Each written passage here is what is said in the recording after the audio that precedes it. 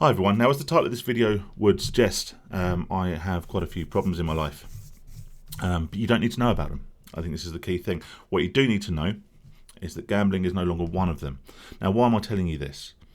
Well, before I gave up gambling, gambling was the biggest problem in my life. It dwarfed all my other problems. It felt like an insurmountable obstacle to stop, to quit, and to recover from this addiction. So what effectively happened was I was pinning my unhappiness, my depression, my stress, my anxiety, and ultimately all of my problems onto this one thing called gambling addiction. And this set me up for a bit of a fall, because when I actually stopped gambling, whilst my life started getting better inherently in so many ways and continues to do so, not all my problems went away. When you have a problem of that magnitude in your life, it's very, very easy to believe that that is the source of all your problems. That actually, if you fix this one thing, that suddenly life is going to be sunshine and rainbows. I see it a lot, and you may well have seen this if you have any friends, family members who are perpetually single. Quite often they can pin all their unhappiness, all their stress, all their worries, all their problems on the fact they're single, and they have this idea in their head that should they go out and find a relationship, find a partner, find a wife, that suddenly their life will be perfect and all their problems will be solved. And inherently this has a bit of a snowball effect, which makes it less and less likely that they will indeed find this prospective partner. Now, it's a bit of a weird analogy, but I think quitting gambling or quitting any toxic addiction is like that. It's very, very easy to think, right, I fix this, suddenly everything's great. When you take that gambling away, suddenly you realise that everything isn't great, that there are a whole myriad of other challenges and problems and stresses in your life. And those may well have already been there, but they were being masked by gambling. And I mean masked in one of two ways. Firstly, gambling as a very good, and I use the word good lightly, means of temporary escape. And the word temporary is incredibly important there. If you are feeling stressed, anxious, something's happened at work, there's a problem with your relationship, anything, any one of, a myriad of problems that life will inherently throw at you, you go to the bookies, you go and stand in front of that machine, you open your laptop, you load up an online casino, and those problems get pushed to the back of your head. Your brain is flooded with feel-good endorphins, and for a very short period of time, that goes away. Now, that's not solving the problem, of course. All that's doing is that's pushing the problem to the back of your mind. It's just deferring it. And actually what happens is you then gamble more and more to keep pushing these problems back. They won't go away. They'll still be there waiting for you. But you feel like in some way you're resolving them, that you're overcoming them, that you're dealing with them. The same is very much true with alcoholics. You ask nearly any alcoholic, when did their drinking start becoming a problem? And they will tell you that their drinking normally accelerated and actually became an issue shortly after quite a traumatic event in their life. That could be redundancy, a bereavement, divorce, loss of a child, anything that's a real peak moment of stress, anxiety, depression in your life. They may have then started to find some sort of temporary, short-term relief, short-term solace at the bottom of a glass.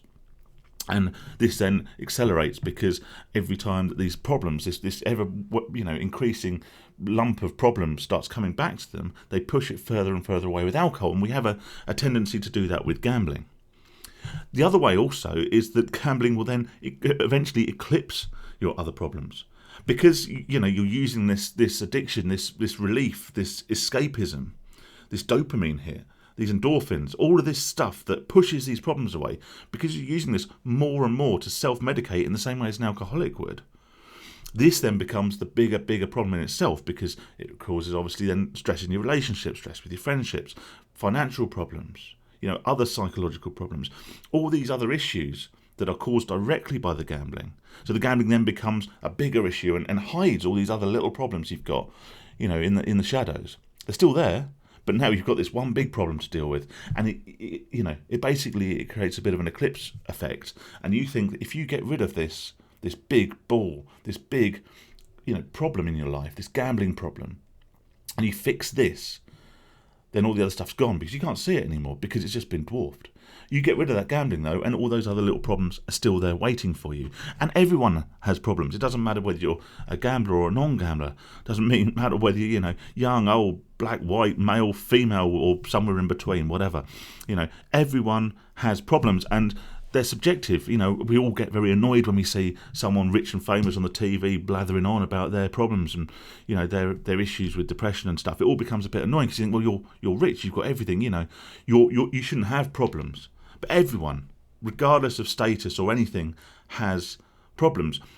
But as an addict, you believe that addiction is your biggest problem, and that sometimes you can lead yourself to believe that if you get rid of that, if you get rid of this one big toxic element in your life, that suddenly everything's going to be better. So why am I saying this? Because surely my self-appointed, role, is with this channel, is to tell people to stop gambling because it will make your life better. Now, I promise you, 100%, if you stop gambling, your life will be better. Absolutely. You will be getting rid of probably one of the biggest issues in your life. You'll be making one of the biggest positive steps you can possibly make in your life by starting your recovery from gambling. But make no mistake, be prepared that things won't suddenly be amazing overnight. I've spoken in a video before about actually sometimes things can seem worse initially because you're no longer using this self-medication to hide all your other problems, and you now have to face up to the problems caused by your gambling, be these relationship issues, be these financial issues, almost certainly be financial issues caused by your gambling.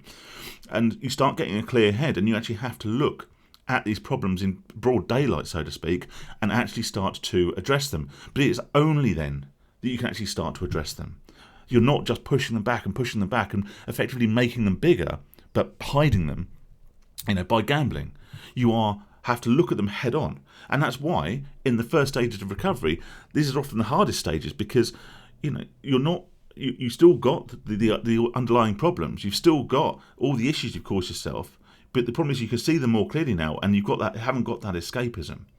But persevere with it, stick with it, plough through it, and the more you can stay away from gambling, the more you can stay away from drinking or anything that's masking your true problems, the more you can actually start to address the root cause.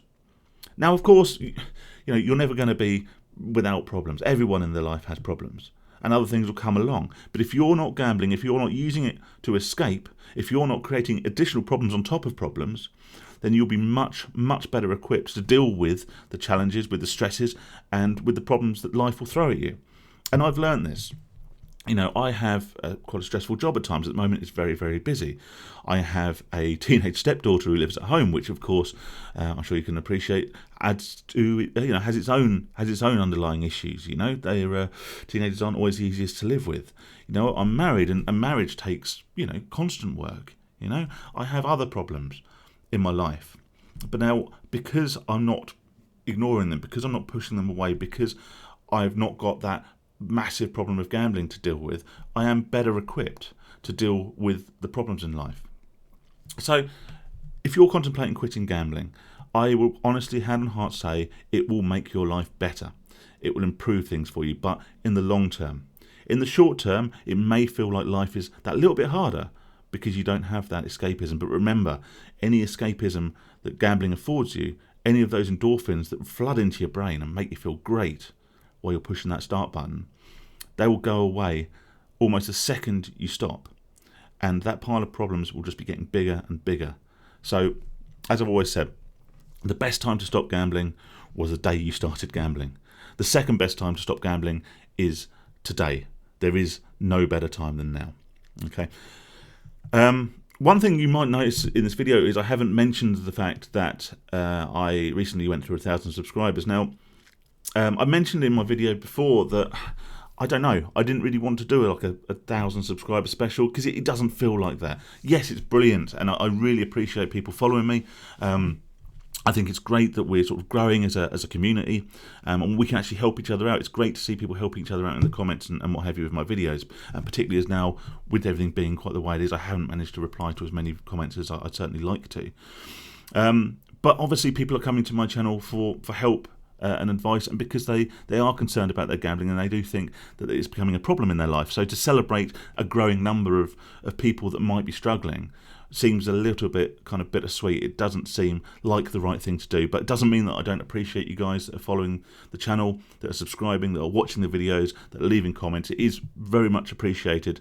So please forgive me if I'm not sort of jumping up and down and celebrating a milestone, because yeah, like I say, to celebrate, you know, a growing number of people who feel they need help, you know, would be egotistical to say the least. So thanks very much for watching this video. I hope it made a bit of sense. You know, do subscribe if you find it helpful. Do drop us a comment. I do read them all, even if I don't get a chance to respond to them all. So thanks very much, and of course I shall see you guys on the next one.